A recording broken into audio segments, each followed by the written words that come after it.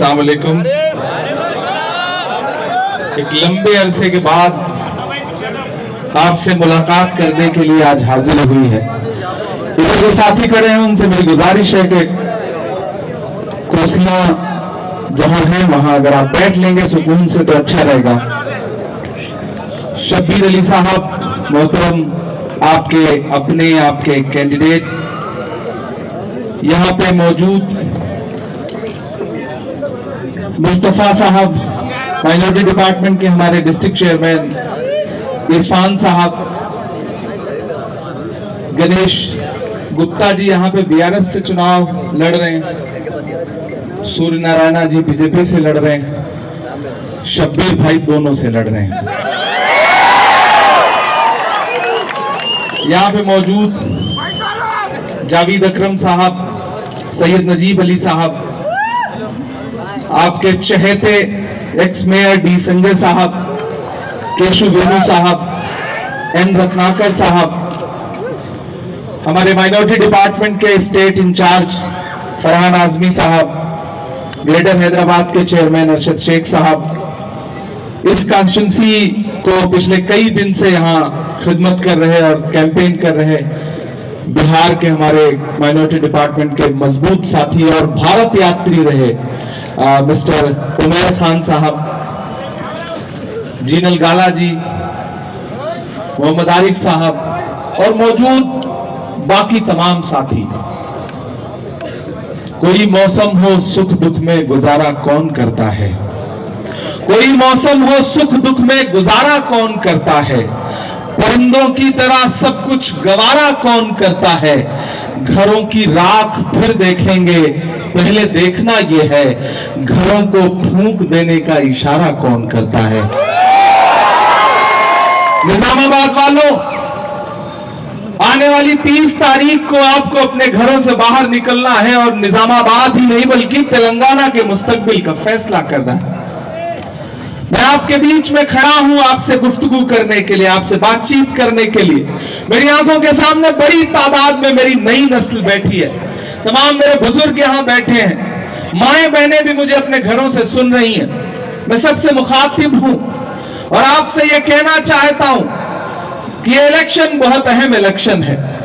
यहां अमेठी से आए हुए अल्लू साहब, अल्लू मियां साहब, शहनवाज चौधरी साहब जो कश्मीर से आए हुए हैं, हमारे बाकी साथी भी जो सब बैठे हुए हैं, ये इलेक्शन बहुत अहम इलेक्शन है। अगर आपको यह लगता है कि हम इतनी दूर से, कोई कश्मीर से, कोई उत्तर प्रदेश से, कोई महाराष्ट्र से आपके बीच में यह कहने आया है कि 30 तारीख को आपको अपने घरों से निकल करके सिर्फ एक एमएलए चुन लेना है, तो नहीं, ऐसा नहीं है।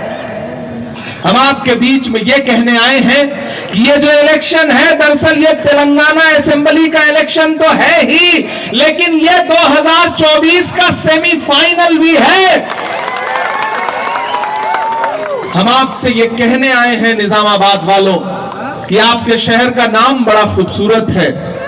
आपके शहर का नाम जब पुकारिए तो अंदर से एक अच्छा एहसास आता है। हम इस शहर में खड़े होकर के आपसे ये कह रहे हैं कि इस शहर से जो सदाएं उठती हैं वो पूरे हिंदुस्तान में एक संदेशा देती है।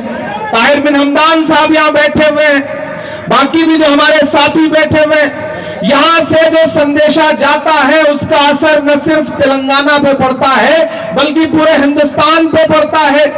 और मैं यहां खड़ा होकर पूरी जिम्मेदारी से कह रहा हूं निजामाबाद वालों कि पूरे सूबे में कांग्रेस की सुनामी चल रही है।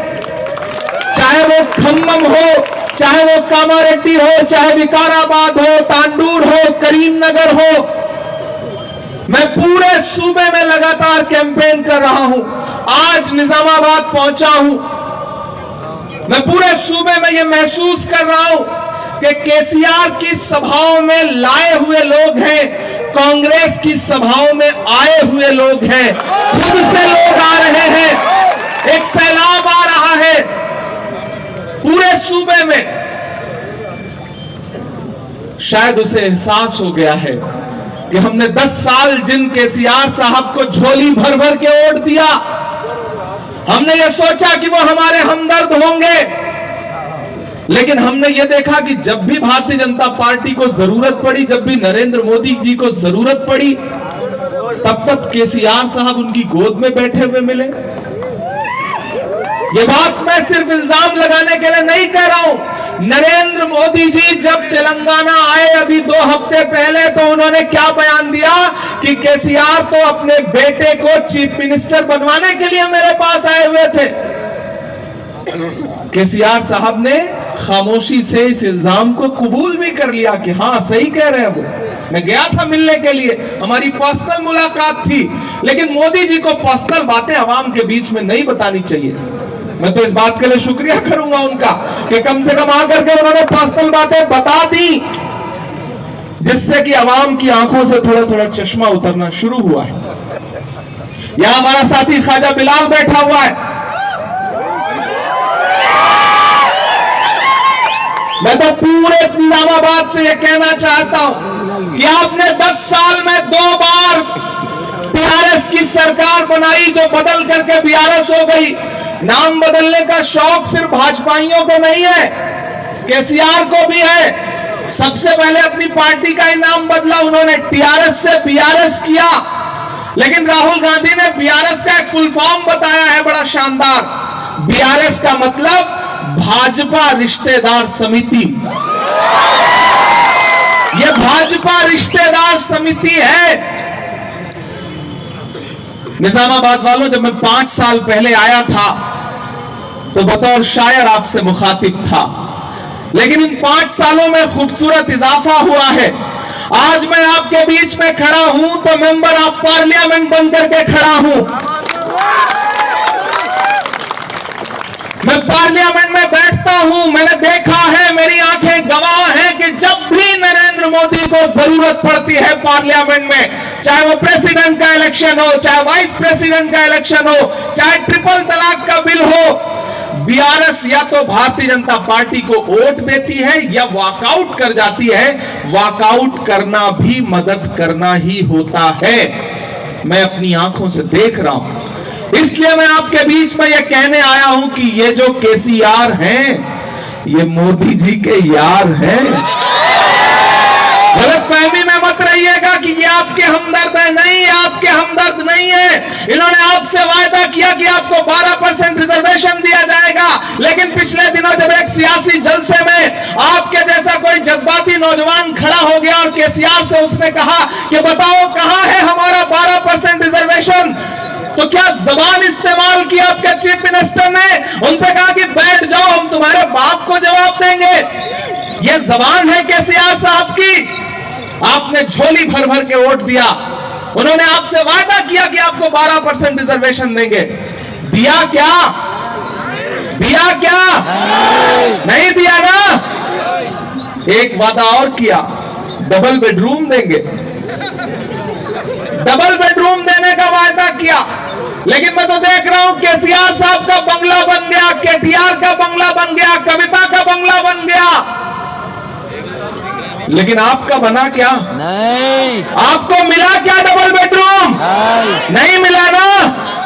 दरअसल केसीआर के वायदे उसी तरह झूठे वायदे हैं जैसे नरेंद्र मोदी का 15 लाख का जुमला, एक दूसरे के जैसे हैं।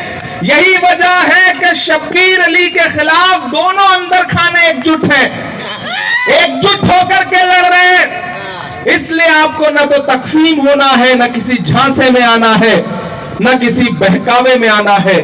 बस एक चीज का ख्याल रखना है कि 30 नवंबर को अपने घरों से बाहर निकलना है और तेलंगाना के मुस्तकबिल को बदलने के लिए वोट करना है।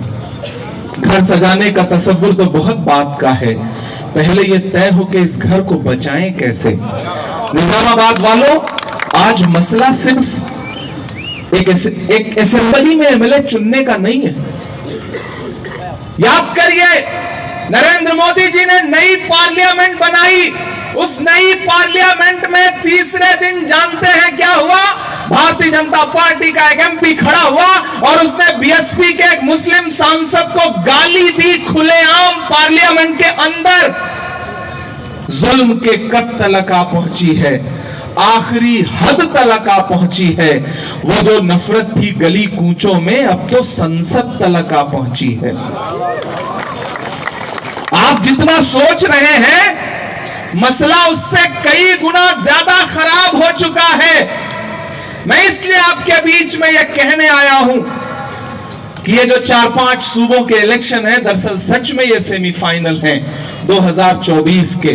ये 4 सूबों के रिजल्ट तय करेंगे। तेलंगाना का रिजल्ट तय करेगा कि आने वाले दिनों में हिंदुस्तान में ये मुल्क आईन से चलेगा, संविधान से चलेगा या किसी की तानाशाही से चलेगा। ये तय होगा आपके वोट से, ये तय होगा आपके वोट से कि ये मुल्क महात्मा गांधी के उसूलों से चलेगा या नाथूराम गोडसे की पिस्तौल से चलेगा। ये आपके वोट से तय होना है 30 नवंबर को। तब मैं आपसे ये कहने आया हूं निजामाबाद वालों कि मसला आपकी उम्मीद से ज्यादा खराब हो चुका है। शब्बीर साहब एक मजबूत नेता है आपके सूबे के, बड़ी खिदमत है इनकी। 4% रिजर्वेशन का क्रेडिट जाता है शब्बीर अली साहब को। एक एक आदमी इस बात के लिए ताली बजा करके इनकी तारीफ करे कि इन्होंने अपनी सियासी जिंदगी में एक ऐसा मील का पत्थर रखा है कि वो मील का पत्थर केसीआर साहब की हुकूमत लेके जाएगा, यह मेरा यकीन है। निजामाबाद वालों, शब्बीर साहब कामारेड्डी से चुनाव लड़ा करते थे। केसीआर को दूसरी कोई सीट नहीं मिली पूरे सूबे में, नहीं देखा गया उनसे शब्बीर जैसे कद्दावर नेता का असेंबली में रहना। तो कहां गए?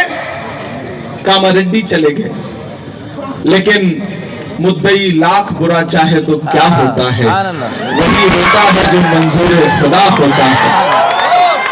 राहुल गांधी जी ने, और मैं रेवंत की इस बात के लिए तारीफ करूंगा कि रेवंत रेड्डी ने कहा कि केसीआर साहब आप चाहे जहां चले जाइए पूरे सूबे में, मैं वहां आपका पीछा करूंगा।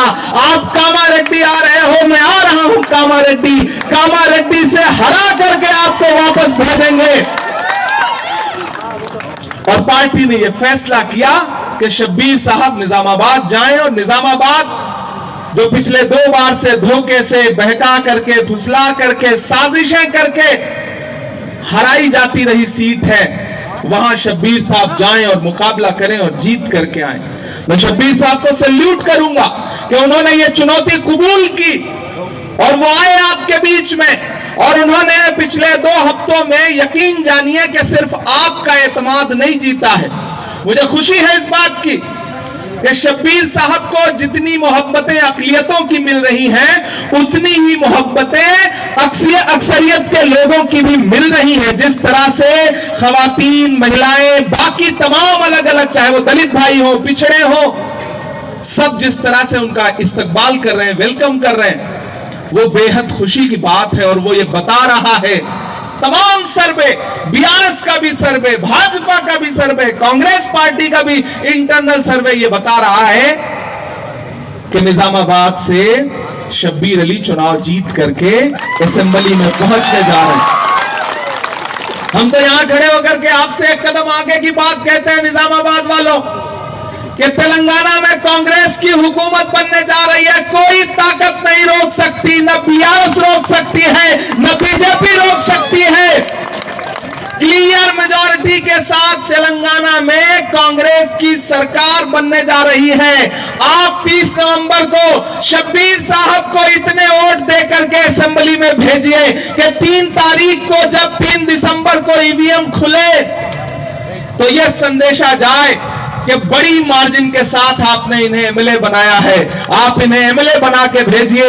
हम आपको वादा करते हैं, हम आपको यकीन दिलाते हैं कि आप इन्हें एमएलए बना करके भेजेंगे और हम इन्हें एक ऐसा मजबूत मिनिस्टर बना करके वापस आपके पास भेजेंगे कि पूरा निजामाबाद कहेगा कि आपको एक मजबूत और ताकतवर नेता मिला है, जिसमें हिकमत भी है, जिसमें समझदारी भी है। निजामाबाद वालों, इलेक्शन का वक्त है।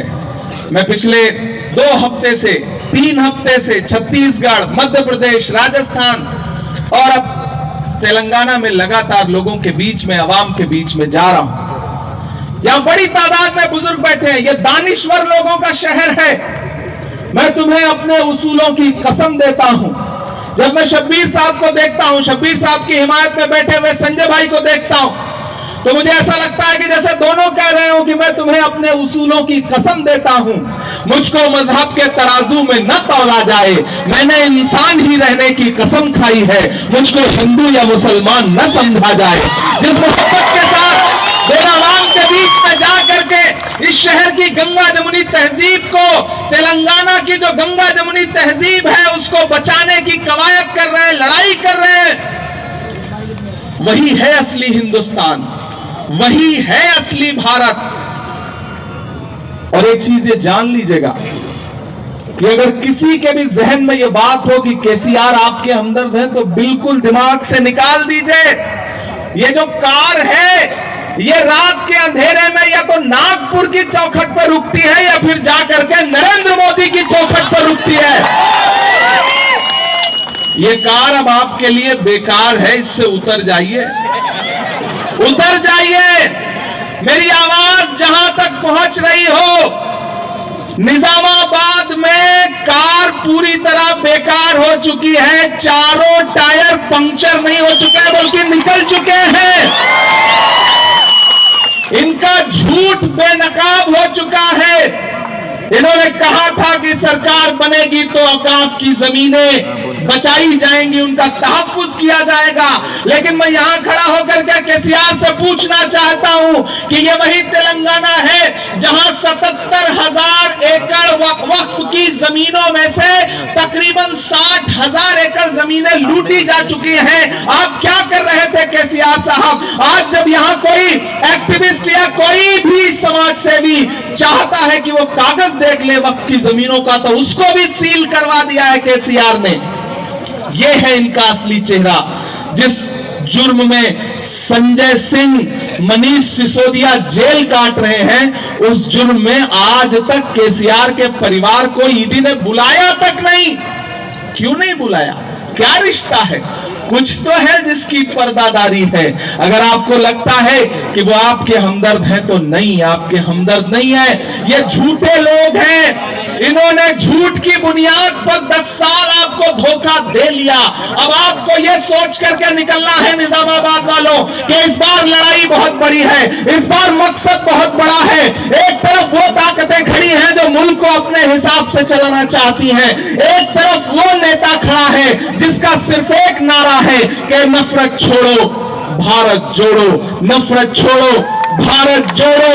निजामाबाद वालों, वो शख्स आपके लिए, आपकी मोहब्बत के लिए कन्याकुमारी से कश्मीर तक 4000 किलोमीटर पैदल चलता रहा, सिर्फ एक नारा लगाता हुआ कि नफरत छोड़ो भारत जोड़ो। मोहब्बत के बाजार में, नफरत के बाजार में मोहब्बत की दुकानें खोलने के लिए कितना चला वो? 4000 किलोमीटर। मैं साथ चल रहा था उनके, मैं राहुल गांधी के कंधे से कंधा मिला करके चल रहा था। मुझसे मीडिया के एक साथी ने केरल में सवाल किया कि इमरान, आप तो शायर हैं, आप राहुल गांधी के कंधे से कंधा मिला करके इस यात्रा का हिस्सा हैं, बताइए आप क्या सोचते हैं? मैंने कहा मैं तो राहुल के साथ चलते हुए बस ये सोचता हूं कि जो हर जालिम से टकराएगी वो आंधी बनाऊंगा, जो हर जालिम से टकराएगी वो आंधी बनाऊंगा। नए अंग्रेज आए हैं, नया गांधी बनाऊंगा। लड़ाई बहुत बड़ी है निजामाबाद वालों, बहुत बड़ी लड़ाई है। इधर जो इस तरफ भी खामोश बैठे हुए हमारे बुजुर्ग हैं, दानिश्वर लोग हैं, मैं उनको भी मुखातिब करके ये कह रहा हूं कि 2024 के बाद इस मुल्क में इलेक्शन होगा या नहीं होगा ये भी तय नहीं है, क्योंकि हाकिम के इरादे अच्छे नहीं है। तेलंगाना तय करेगा कि हाकिम के इरादे कैसे रहने हैं। इसलिए भी मैं आपसे गुजारिश कर रहा हूं कि किसी के झांसे में मत आइए। बस एक चीज जहन में रखिए कि एक शख्स है इस मुल्क में जिसका नाम राहुल गांधी है, वो अपने पैर के छालों की परवाह किए बगैर मुसलसल लड़ रहा है, चल रहा है, एक पैगाम लेकर के कि नफरत कम करनी है। नफरत कम होगी तो फायदा किसका होगा? कभी सोचा है? नफरत के सबसे ज्यादा शिकार कौन है? हम हैं, आप हैं, आप हैं। सड़कों पर लिंच करके मारे जा रहे लोग कौन हैं? हम हैं। आप हैं जो जब ये नफरत कम होगी, जब नफरत के बाजार में मोहब्बत की दुकान खुलेगी, तो उससे सबसे ज्यादा फैज़याब कौन होगा? कभी सोचा है? मैं चाहता हूं कि अपना मकसद बड़ा करिए। आप अपना मकसद बड़ा करेंगे तो यकीन जाने कि सबसे बड़ा फायदा भी आपको होने जा रहा है। अभी माइनॉरिटी डिक्लेरेशन का प्रोग्राम हुआ, शब्बीर साहब उसकी नुमाइंदगी कर रहे थे, रेवंत रेड्डी साहब भी मौजूद थे, सलमान खुर्शीद मौजूद थे, मैं भी मौजूद था। कांग्रेस ने क्या ऐलान किया कि हम 4000 करोड़ रुपए का बजट रख रहे हैं अक़लियतों के लिए। 4000 करोड़ रुपए का बजट माइनॉरिटी फाइनेंस कॉर्पोरेशन बना करके जो छोटे छोटे दुकानदार हैं, जिन्हें 2 लाख 3 लाख 4 लाख रुपए चाहिए अपना रोजगार शुरू करने के लिए, हम उन्हें 5 लाख रुपए तक का रोजगार लोन जो है वो बिना बहुत थोड़े इंटरेस्ट पे मुहैया कराएंगे। 1200 रुपए का गैस सिलेंडर खरीदा है आपने ना? खरीदा है ना? कांग्रेस क्या कह रही है कि हमारी सरकार बनने दीजिए, हम 500 रुपए का देंगे। नरेंद्र मोदी जी भी उसके बाद कहने लगे कि हम 450 का देंगे। ये वाले झूठे जो हैं ये भी कहने लगे कि हम 400 का देंगे। तो अब तक क्यों नहीं दिया? नरेंद्र मोदी जी से मैं तो कहना चाहता हूं कि गुजरात में, उत्तर प्रदेश में, असम में आपकी सरकार है ना, ये जो 450 की गारंटी दे रहे हो पूरे देश में लागू कर दो। अगर दम है तो 450 रुपए का गैस सिलेंडर, तब तो हम समझे कि आप आवाम को लूटने वाले नहीं हो बल्कि आवाम के हिमायती हो। ये इनके चुनावी वादे हैं, इनके झांसे में मत आइएगा। ये केसीआर हो, ये चौकीदार हो, दोनों एक जैसे हैं, दोनों झूठे हैं। मैं पूरी जिम्मेदारी से यहां खड़ा होकर कह रहा हूं कि नरेंद्र मोदी को झूठ के मामले में इस मुल्क में कोई टक्कर दे सकता है तो सिर्फ केसीआर दे सकते हैं और कोई नहीं दे सकता। दोनों अदाकार हैं, बड़े अदाकारों से आपकी लड़ाई है, लेकिन मैं जानता हूं कि उधर 2 अदाकार हैं तो इधर हमारे शब्बीर भाई हैं। लड़ेंगे इनसे और जीत के दिखाएंगे, इंशाअल्लाह जीत के जरूर दिखाएंगे। ये जो बीआरएस और भाजपा के झूठे लोग हैं, इनको आप रोज झेल रहे हो, बहुत दिन से झेल रहे हो। वो बीआरएस का एक नेता एक गांव में पहुंचा, उसने गांव के लोगों को इकट्ठा किया, बोले बताओ तुम्हारी क्या परेशानी है, मैं तुम्हारी परेशानी दूर कर दूंगा। गांव के लोग आपकी तरह भोले थे, बोले साहब हमारी 2 समस्या है, परेशानियां हैं। पहला ये कि हमारे यहां कोई अस्पताल नहीं है। उसने मोबाइल निकाला, पता नहीं कहां फोन लगाया, डांटना शुरू किया कि यहां कोई हॉस्पिटल नहीं है, कल यहां हॉस्पिटल खुल जाना चाहिए, डॉक्टर आ जाने चाहिए। फोन रख दिया। फिर बोले देखो मैंने तुम्हारी पहली समस्या, पहली तकलीफ खत्म कर दी, दूसरी बताओ। तो गांव वालों ने कहा साहब दूसरी तकलीफ यह है कि इस गांव में मोबाइल का कोई नेटवर्क ही नहीं है। ये है बीआरएस, ये है इनका झूठ, और इस झूठ के झांसे में आप 10 साल से फंसे हुए हैं। अब निकल आइए, निकल आओगे ना, निकल आओगे ना, निकल आइए इनके झूठ के झांसे से। उधर दिल्ली वाला क्या कहता है कि बताओ कांग्रेसियों आपने 70 साल में किया क्या है। इधर ये कहते हैं बताओ कांग्रेस वालों आपने 70 साल में दिया क्या है। एक कहता है किया क्या है, एक कहता है दिया क्या है। एक दिन पार्लियामेंट में हम लोग बैठे थे, उधर नरेंद्र मोदी जी खड़े थे, बोले बताओ कांग्रेसियों आपने 70 साल में क्या बनाया। तो खड़गे साहब आगे बैठे थे, पलट के बोले इमरान मत बताना, जो बताओगे ये उसको भी बेच देंगे, इनका काम सिर्फ बेचने का है, ये सिर्फ बेचते हैं, बनाना इन्हें नहीं आता। इसलिए जितना छुपा के रख सको छुपाए रखो, वरना ये बेच देंगे। 400 450 का गैस सिलेंडर, 1200 का खाने का तेल। मेरी माएं बहनें सुन रही होंगी मुझे, आप सुबह जब रसोई में जा करके सालन बनाने के लिए कढ़ाई में तेल डालती हैं तो उसके साथ आंसू भी गिरते हैं, क्योंकि जो खाने का तेल 70 रुपए में था वो कितने का हो गया, 200 के पार हो गया। दूध, दही, पनीर, छाछ, मक्खन, धर्म के नाम पर राजनीति करती है भाजपा, लेकिन भगवान श्री कृष्ण को सबसे ज्यादा जो पसंद है वो मक्खन है। मक्खन पे भी जीएसटी लगा दिया 18%। और तो और ये भाजपा की हुकूमतें फिल्मों पर से टैक्स हटाती हैं, फिल्में टैक्स फ्री करती हैं, लेकिन कफन पे जीएसटी लगाती हैं। ये है भाजपा की सरकारें। और हमसे सवाल करते हैं कि हमने 70 साल में बनाया क्या।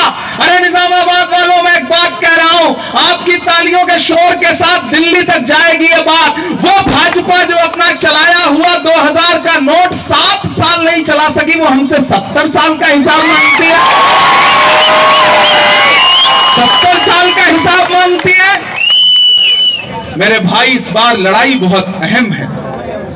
मैं तो बस एक बात जानता हूं और एक बात कहने आया हूं, इसे घर लेकर के जाना कि आप तो वो लोग हैं जिसका इस बात पर ईमान है कि मजदूर का पसीना सूखने से पहले उसकी मजदूरी दे देनी चाहिए। ईमान है इस बात पर ना, यकीन है इस बात पर ना। तो मैं आपसे बस ये गुजारिश करने आया हूं कि अभी 4000 किलोमीटर चले हुए राहुल गांधी के पैर के छाले सूखे नहीं हैं। उसका हक बनता है। वो आपके बीच में यही आकर के कह रहे हैं ना कि हमें नफरत के बाजार में मोहब्बत की दुकान खोलनी है। कल मैं हैदराबाद था, एक मीडिया के साथी ने कहा, इमरान साहब क्या लगता है कि जिस तरह कर्नाटक में नफरत के बाजार में मोहब्बत की दुकान खुली, तेलंगाना में भी खुलेगी? मैंने कहा भाई, ये तेलंगाना है, जब भी कुछ करता है तो बड़ा करता है। दुकान तो कर्नाटक में खुली है, तेलंगाना में तो शोरूम खुलेगा, शोरूम खुलेगा। मैं उस शोरूम के एक पहरेदार के लिए आपके सामने दामन फैलाने आया हूं। मैं शब्बीर साहब के लिए आपके सामने दामन फैलाने आया हूं और मुझे पूरा यकीन है कि आप मुझे मायूस नहीं करेंगे, मुझे आप खाली दामन नहीं लौटाएंगे। ये बीआरएस के लोग आपके बीच में आएंगे, आपका वोट। अब जो सबसे बड़ा मसला है, जो सबसे बड़ी साजिश है, वो यही है कि कैसे आप तकसीम हो सकें। मैं पूरी जिम्मेदारी से निजामाबाद में खड़ा होकर के एतराफ के भी अकलियत के साथियों से कहना चाहता हूं कि तेलंगाना में कांग्रेस की हुकूमत बनने जा रही है। एकजुट होकर के कांग्रेस के साथ खड़े हो जाइए। यह संदेशा दीजिए कि हुकूमत आपने बनाई है, आपकी दबाई गई उंगलियों की बटन से हुकूमत बनी है। अगर आपने ये एहसास दिला दिया तो यकीन जानिए कि शब्बीर साहब को भी ताकत मिलेगी आपके लिए लड़ने के लिए, इमरान प्रतापगढ़ी को भी ताकत मिलेगी, ताकि मैं कल आपके मसलों पे लड़ते हुए अपनी पार्टी से भी कहूंगा कि मैंने निजामाबाद में खड़े होकर के लोगों के सामने अपनी झोली फैलाई थी और लोगों ने उस झोली में अपने वोट डाले थे। तो उनका हक बनता है ताकि मैं ये बात कह सकूं। ये बात मैं आपके बीच में गुजारिश करने के लिए आया हूं। निजामाबाद वालों, वक्त बहुत थोड़ा है, थोड़ी थोड़ी शायरी भी सुनाऊंगा, नहीं आप कहेंगे कि भाषण बहुत सुना दिया इसने, वो भी करूंगा। अभी तो मैं थोड़ा खुद भी गर्म हो रहा था और आपको भी गर्म कर रहा था कि थोड़ा आप भी जो है ना उस मूड में आ जाएं कि शायरी वारी सुनने का माहौल बन चुका है। बाहर जो भी साथी हैं जिन्होंने अब तक कांग्रेस को समर्थन नहीं दिया, उनसे भी गुजारिश है अंदर आ जाइए। आज से हम मान लेंगे कि आप हमारे साथ आ गए, आप शब्बीर भाई के साथ आ गए। अब भटकने का, बहकने का, बंटने का वक्त नहीं है।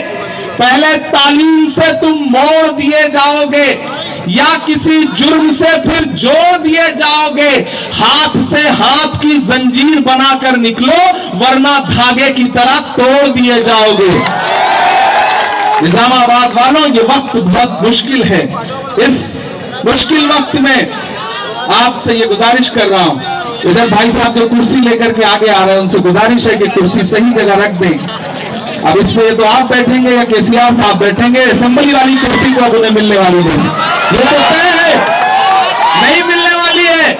और स्पीच कितना बहक गए हैं बीआरएस के नेता।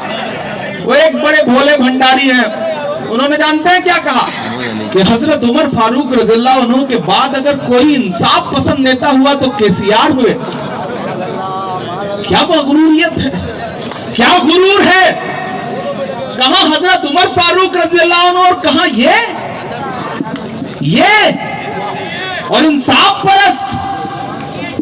जिस आदमी ने तेलंगाना की आवाम से मुसलसल झूठ बोले, उसे इंसाफ परस्त बताया जा रहा है। जो आदमी रात के अंधेरे में जाके नरेंद्र मोदी की गोद में बैठ जाता है उसे इंसाफ पसंद बताया जा रहा है। मुझे हैरत है। केटीआर खड़े होकर के किसी महफिल में कहते हैं कि हम तो अल्लाह से लड़ जाएंगे, ये लड़ेंगे अल्लाह से, ये लड़ेंगे भगवान से।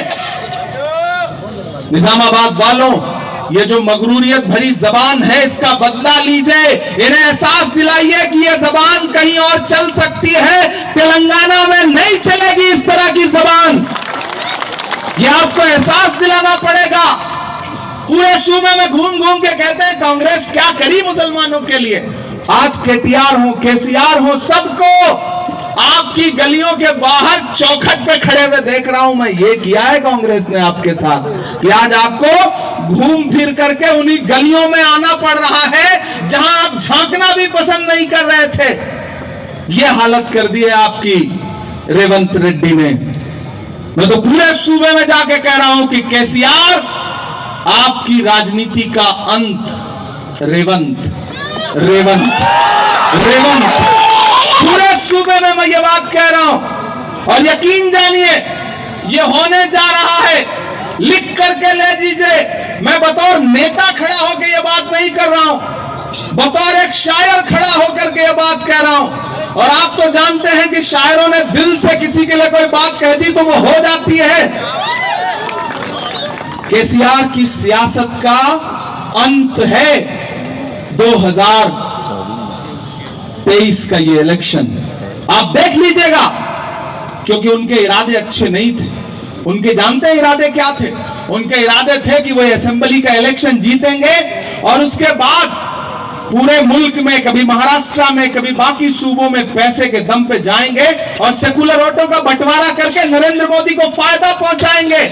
लेकिन मेरा मानना है कि ऊपर कोई एक ताकत बैठी है, जब उसकी चलती है तो फिर किसी की नहीं चलती, नहीं चलती किसी की।